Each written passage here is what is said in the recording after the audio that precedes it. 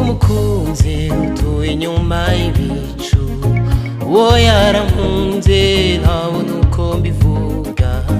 Imyaka igihumbi n'amagana irashize, antegurira ibyicaro byiza.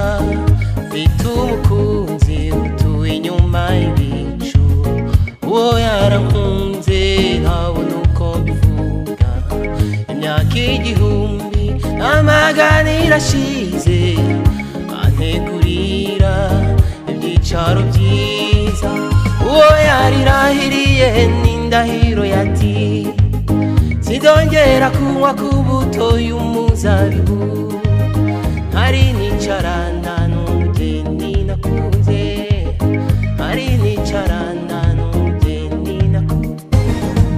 Uwo yarirahiriye n'indahiro yati, sinzongera kunywa ku mbuto y'umuzabibu.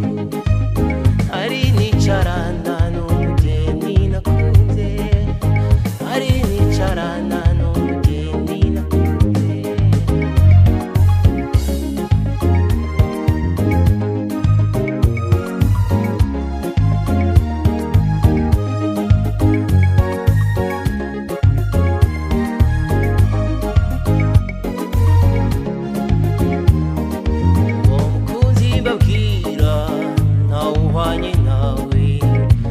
Emmanuel, intare yo mu muryango wa Yuda.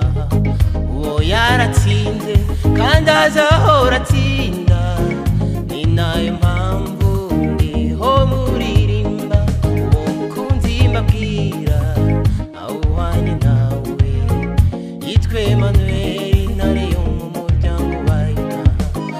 Uwo yaratsinze kandi azahora atsinda, ni nayo mpamvu muririmba.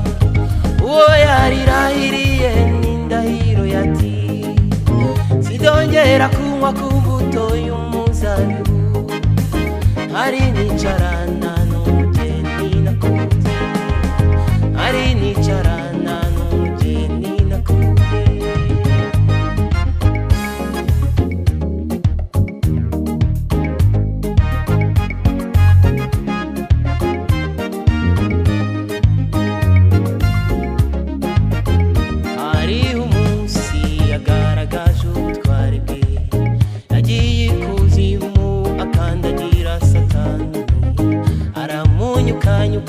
Amwambura ifunguzo, azukana icyubahiro.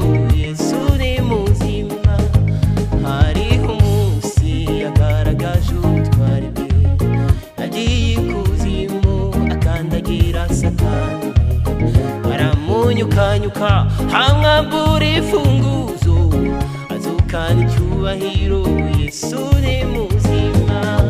Uwo yarirahiriye n'indahiro yati, sinzongera kunywa ku mbuto y'umuzabibu. Hari nicarana n'umugeni nakunze, hari nicarana n'umugeni nakunze.